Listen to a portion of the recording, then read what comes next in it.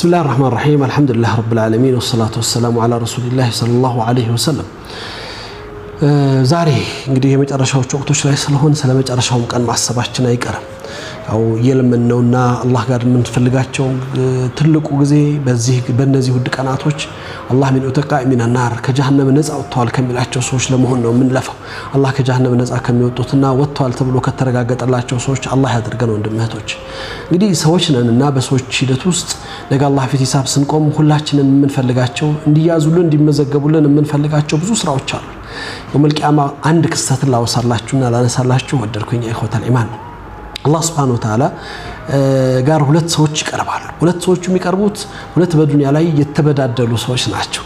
አንዱ ተበዳይ ነው አንዱ በዳይ ነው በደሉ በተለያየ መልኩ ሊሆን ይችላል ሐቅን ገፍቷል ንብረትን አጥፍቷል ገንዘብን ወስዷል አማናን በልቷል ክብርን ነክቷል በህይወት ውስጥ የማይቆጠሩ ብዙ ወንጀሎችንና በሰዎች ላይ የማይገባቸው ነገሮች ፈጽመንና ሰርተን ሊሆን ይችላል እነዚህም ባደረግንባቸው ጊዜያቶች እንግዲህ የዛን ጊዜ ሁሉም ነገር ከخير ስራችን ነው የሚወስደው ነብዩ መሐመድ ሰለላሁ ዐለይሂ ወሰለም አቡ ሁረይራ በዘገቡት في صحيح ቡኻሪ በተዘገበው ሐዲስ ላይ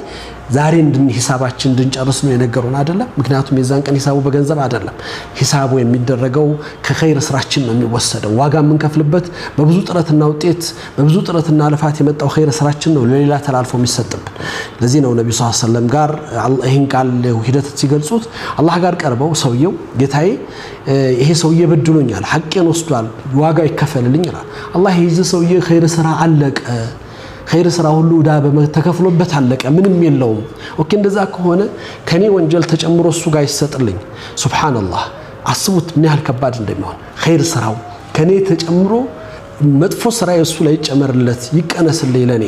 ያን ጊዜ ይቅርም ይባል የለም ምክንያቱም يوم يفر المرء من اخيه وامه وابيه وفصيلته التي تؤمن في الارض جميعا ثم ينجي ሰው ከናት ከአባቱ ከሚወዳቸው በህይወት ላይ ተስፋዬ የህይወት ጉዳዩን ይፈቱልኛል ችግር ሲገጥመኝ እነሱ ጋር ደርሳለሁ ስለኔ ከኔ በላይ ይጨነቁልኛል የምንላቸው ሰዎች ፍራር ነው አንዱ ካንዱ ለመሸሽ ላለመታየት ላለመጠየቅ የሚሸሹበት ለት ላይ ኮነ ያን ጊዜ እንኳን አይደለም የሩቅ ሰው እንኳን አይደለም በተለያየ መልኩ የተገናኘነው ሰው የራሳችን ስጋዎች ትልቅ ቦታ ያለን አካላቶች ያን ጊዜ ይሄንን ሲል አላህ Subhanahu Wa Ta'ala ፈነየት ሐሰናቱ መልካም ስራው አልቋል ወንጀል እንዴት ይጨመራል አላህ انظر الى هنا ይለዋል ትልቅ ቀስር ትልቅ ዘመናዊ በጣም ውድና የሚያምር በውድ የተከበሩ ድንጋዮች የተገነባ ህንጻ ያሳየዋል لمن هذا يا ربي ምን ጉድ ነው ይሄ ያማረ ቤት ያማረ ህንጻ ለማን ያዘጋጀው ነው ጌታዬ ለሸሂዶቹ እነዛ ላንተ ሲሩ መስዋዕት ለከፈሉት ህይወታቸውን ለሰጡት እነዛ በخير ስራ ላይ ለተቀቀል ላንተ ጋር ለሚተጉት ይያለ የخير ስራዎቹ መለክ የሚባሉትን ነገሮች ሁሉ እየጠራስ ተክስ አይደለም ይላል አላህ ለሸሂድም አይደለም ለእንደዚህም አይደለም ለዓሊሙም አይደለም ለخيرኛውም አይደለም ታዲያ ጌታዬ ይሄን ያክል ውብ የሆነ ቦታ ለነሱ ካልሆነ ለማን አዘጋጅተው ሆኖ ስሎ ይጠይቀዋል ባሪያው ላንተ ይለዋል ለኔ እንዴት አድርጌ ሲለው ወንድምህን ይቅር ካልከለው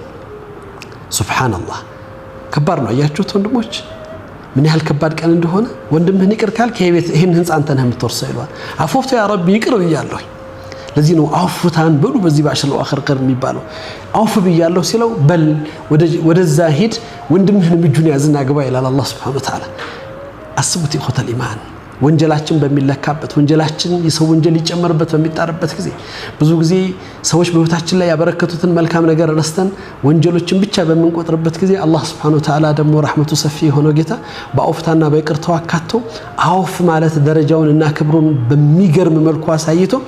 አውፍ ብለን በህይወታችን ውስጥ ብዙ ተበድለናል እንዴት ብየሱን እላለሁ እንዴት ብየሷን እንዴት ብየ ብለን ያደረግናቸው ነገሮች ሁሉ አላህ እንድናክማቸውና እንድናርማቸው በዚህ መልኩ ልዩ ሆነ መጨረሻ እንዲኖረን አላህ መላከተልን አላህ አውፍ ብለው አውፍታውን ከሚያገኙት በዚህ አይነት ክብር ከሚጎናጸፉት ደረጃቸው ከፍ ከሚባልላቸው ከጀሃነም ነፃ ከሚወጡት ከእንደዚህ አይነት ጭንቀትና ስቃይ አላህ ይቅር ተብላችኋል በአውፍታ በምህረቱ ውስጥ ገብታችኋል ተብለው ጀነቱን ከሚጎናጸፉት ሰዎች አድርገን አላህ ይቀበለን መጨረሻችንን ያሳምርልን ወቢላሂ ተውፊቅ ወሰላሙ አለይኩም ወራህመቱላሂ ወበረካቱ